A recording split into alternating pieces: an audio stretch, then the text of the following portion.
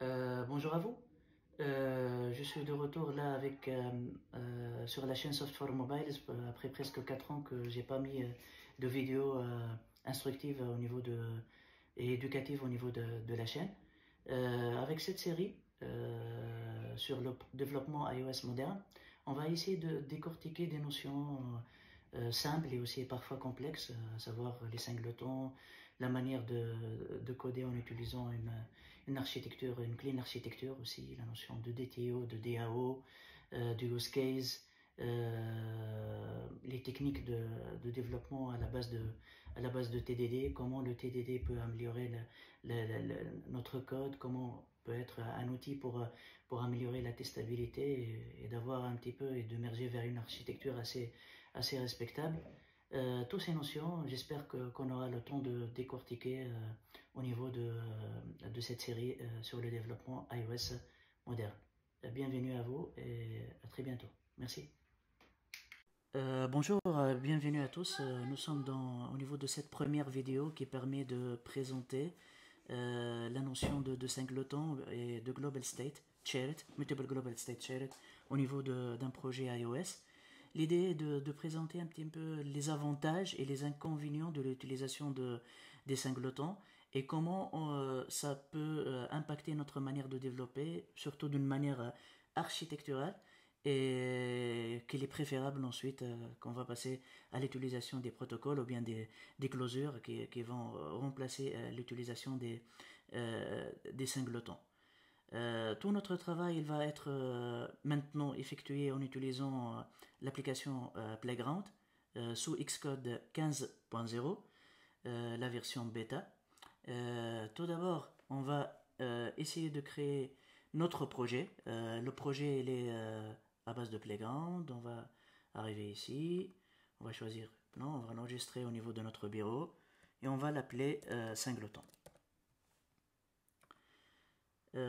Imaginons qu'on a un projet qui permet de récupérer une liste de repos, de repos Swift à partir d'une API GitHub. Pour plus de détails sur cette API que j'ai présenté plusieurs fois au niveau des articles qui existent au niveau du site Swiftly. Vous pouvez exploiter le type de retour, etc. de cette API. Mais l'idée de base, c'est comment créer à base de MVVM, comment récupérer la liste des repos à base d'un pattern MVVM, où on va essayer tout d'abord de déclarer une classe qui s'appelle Swift Repo ViewModel. Cette classe Swift Repo ViewModel, logiquement, pour qu'elle fasse son travail, il doit implémenter plutôt une méthode qui s'appelle loadRepo. Cette méthode loadRepo, normalement, elle aura besoin d'une dépendance. C'est un API client, c'est un service en d'autres termes, qui peut récupérer la liste des repos depuis l'API. C'est pour cela il y a plusieurs approches. L'approche la plus courante, c'est d'utiliser un singleton, c'est-à-dire de déclarer une classe qui s'appelle par exemple API client. API client, il n'est d'autre pour déclarer un singleton, c'est le déclarer de cette manière, un static let shared ou bien instance qui permet on le déclare de cette manière et ensuite on déclare notre constructeur comme étant un constructeur private. L'API client, son rôle, c'est de nous récupérer une liste. Ah, désolé, ici, ça manque les parenthèses. On va définir une fonction asynchrone qui est loadRepo. Elle a la même signature. Il va nous retourner cette méthode incompletion closure qui contient un ensemble de tableaux repo. Ouais. Right. Ça c'est un petit peu la structure. Bien sûr, il y aura des erreurs puisqu'on n'a pas le repo. On peut ajouter le repo. Struct repo. Vous voyez. Et ici, tout simplement, on peut arriver ici avec, en utilisant le shared, et on load le repo. Et on a ici la liste de repos. Bien sûr, peut-être ici, il faut faire une logique qui permet à la fois de mettre à jour, de checker le retour des repos et aussi de mettre un petit peu l'accent sur comment on va gérer les repos et un petit peu envoyer ces informations au niveau de contrôleur. Imaginons qu'on veut tester ça. On veut tester, faire un test unitaire sur cette partie Swift Repo modèle. La question qui se pose, comment on va gérer, comment on peut moquer ce API client qui n'est d'autre qu'un singleton. La solution proposée pour plusieurs développeurs, c'est tout simplement c'est l'héritage, c'est-à-dire définir une classe qu'on peut l'appeler fake API client. Cette fake API client, il va redéfinir ou bien override API client. Et on va ici override le load repo pour retourner peut-être un tableau vide de repo. Mais on est d'accord que là, oui, on ne peut pas retourner, désolé, c'est plutôt un completion qui va contenir une liste vide de, si on peut mettre en minuscule plutôt. Là, c'est l'idée. Si on peut ensuite faire l'argument method does not match override and method, et tout simplement il faut changer au niveau du parent parce qu'il faut respecter la même signature au niveau de la fonction. Le compilateur est no guide. Imaginons qu'on veut faire des tests unitaires au niveau de la partie Swift Repo ViewModel. Alors, on a une dépendance qui est le API client. Comment je peux injecter cette dépendance et comment je peux utiliser le fake API client à la place de l'API client réel. Alors, comment je peux faire ça? La solution la plus simple, c'est de déclarer ici, par exemple, un let API qui n'est d'autre que notre API client.shared. Okay. Et de l'utiliser à la place de celui-là. Et au niveau de mon test unitaire, je vais importer ici xctest.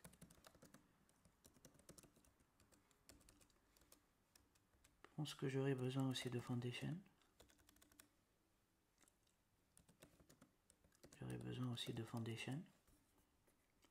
Et on va arriver ici pour faire notre Swift repo ViewModel tests qui hérite de xctestCase. Et on va définir la méthode setup qui permet tout d'abord de créer notre ViewModel et de passer, d'injecter le fake API client au niveau de ce ViewModel. C'est pour cela que je vais utiliser le setup, utiliser plutôt la méthode override, la méthode non pas de classe mais relative à ça. Et je vais créer mon système under test qui n'est d'autre que le Swift repo ViewModel. Et ce Swift repo ViewModel est là, on le déclare. Et ensuite, on va faire mon système undertest.api égale fake API client. Mais malheureusement, ce fake API client n'est d'autre que on ne peut pas le créer d'une manière simple. Pourquoi? Parce que tout simplement il hérite d'un singleton. Et s'il hérite d'un singleton, il n'aura pas l'accès au constructeur. On ne peut pas avoir un constructeur, même si ici, on va revenir ici et va dire ok, on va faire un init Et on est obligé de faire un super .init, mais malheureusement on ne peut pas faire un super .init, tout simplement parce que le constructeur il est pas arrivé ici. Du coup on peut pas, c'est inaccessible. Le constructeur de la classe parent. Bon, il y a plusieurs développeurs qui un petit peu passent d'un singleton pour déclarer ce shared comme étant var, c'est-à-dire qu'il est un petit peu mutable. Mais en fait, le rendre mutable, ça ne permet pas de résoudre le problème. .shared, parce que rien d'autre, ce fake API, ok, c'est un fake API client, .shared, mais elle est toujours, ça relève une instance non pas du fils, mais plutôt du parent. Et aussi, on est obligé de changer ici et de mettre notre var API comme étant de cette manière. Alors, vous voyez ici que ce shared là, c'est pas une instance relative au fake API client, c'est tout simplement du parent, de API client. Et c'est ça la problématique avec cette solution, même d'utiliser des var, ce qu'on appelle des mutable shared state.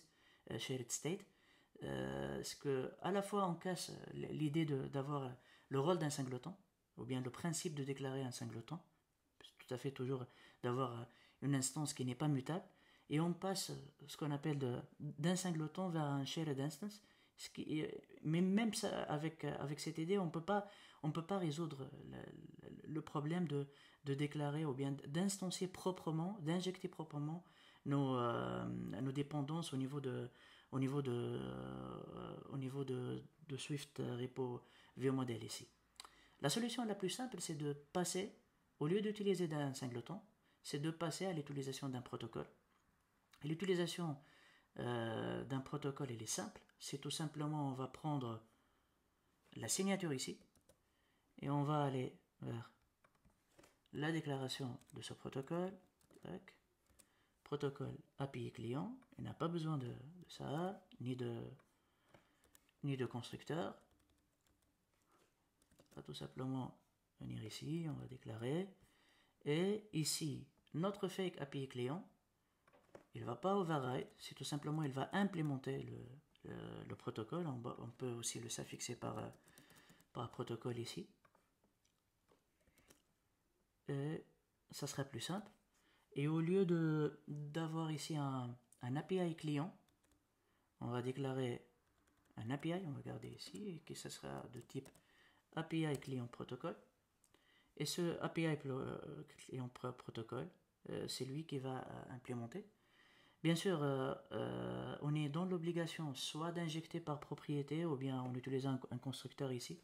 Bon, la meilleure façon, pour moi, c'est d'utiliser un constructeur, c'est-à-dire injecter le API de cette manière et ensuite faire un self.api égale à API. Cela nous permet ensuite d'injecter correctement notre fake API client. On va injecter de cette manière fake API client, qui est d'autre qu'un fake API client. Ok, il y aura un petit peu une problématique ici. Ok, l'API c'est un fake API client. On l'a déclaré. Normalement on est bon sur ce sujet. Et vous voyez, on a passé d'un singleton vers la déclaration d'un protocole. Et le gain que ici, au moment que je déclare, je suis sûr que comme mon fake API client n'est pas le API client de base, puisque lorsque j'utilise share, j'utilise une seule instance, c'est pas l'instance réelle, l'instance plutôt fictive, mais plutôt l'instance réelle. Cela nous permet peut-être qu'on peut ajouter ici un constructeur par défaut et on peut commencer à simuler un test. On va faire un test.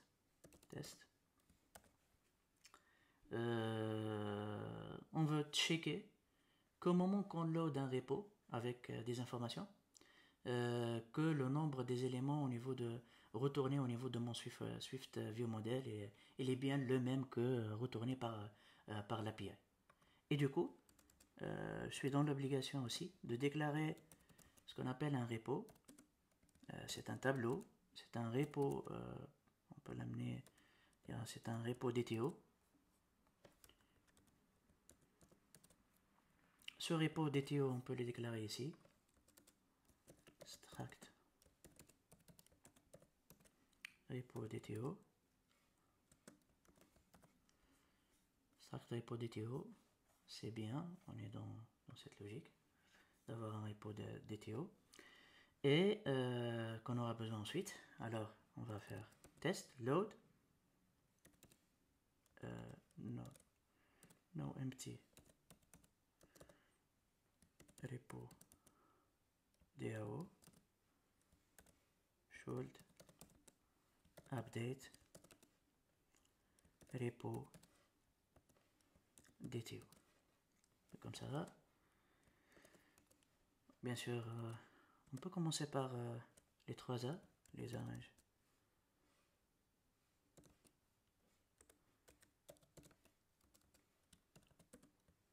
Given. Then. Pour cela, préférable de déclarer notre système under test de cette manière et de faire le setup comme ça au niveau de ici. Bon, au niveau de l'idée de base de notre test unitaire, c'est au moment que je lance l'appel de mon système under test pour faire le load d'un repo.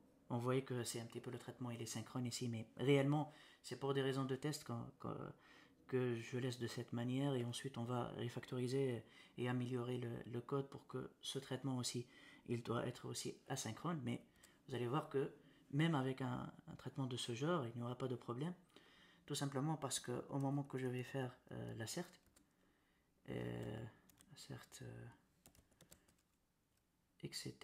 assert equal, on va checker que notre système under test avec notre repo, le repo DTO.count, je veux au moment que j'envoie des informations ici, que je compile avec un repo, j'attends à avoir ici une transformation de repo vers le repo DTO et du coup le nombre de ça sera égal à 1. Mais si je lance maintenant le test, mais comment on peut lancer les tests? C'est tout simplement on arrive ici, on va arriver, on va faire suite default suite run, test suite, et ensuite on va faire un run, on va lancer le test. Bien sûr, on attend ici que notre test ne marche pas, on aura des problèmes.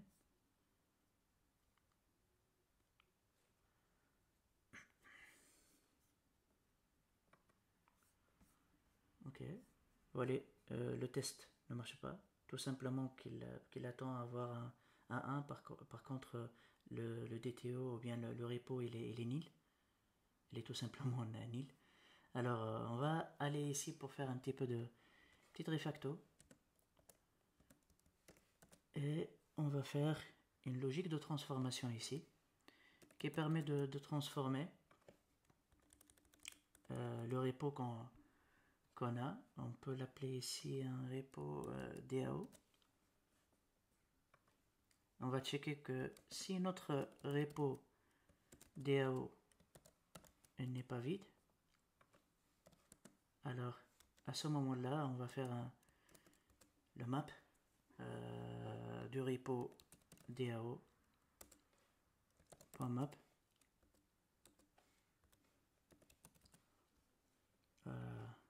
on va faire le repo vers notre repo DTO, c'est-à-dire, mais à ce moment-là, il faut avoir un petit peu une petite transformation qu'on va faire ici au niveau de la partie repo qui permet un petit peu de transformer d'une manière élégante vers le repo, du repo vers le repo DTO. Si je vais l'appeler to repo DTO, et au niveau de mon repo ici, je vais ajouter un petit peu un constructeur qui prend un repo,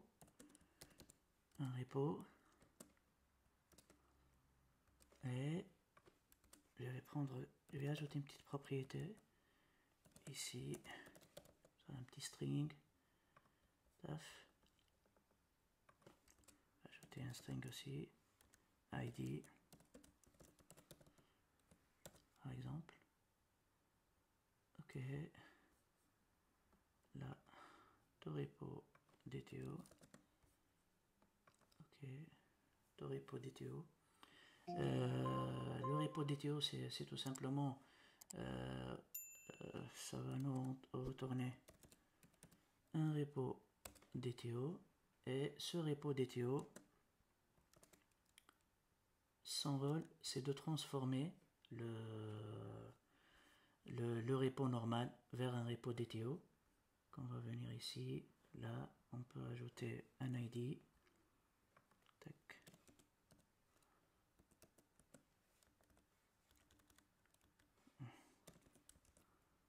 Ok, ID 1.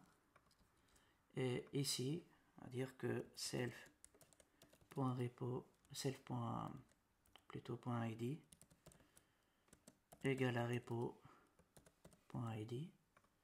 Et au moment qu'on va faire la transformation ici, on peut retourner repo.toRepo DTO, qui va transformer automatiquement le repo vers le repo DAO vers un repo DTO. Normalement on est bon, on va relancer les tests une autre fois. Ah, on a toujours une failure, on a une 0 ici et un là-bas. Ok, c'est à cause de quoi? On a le completion.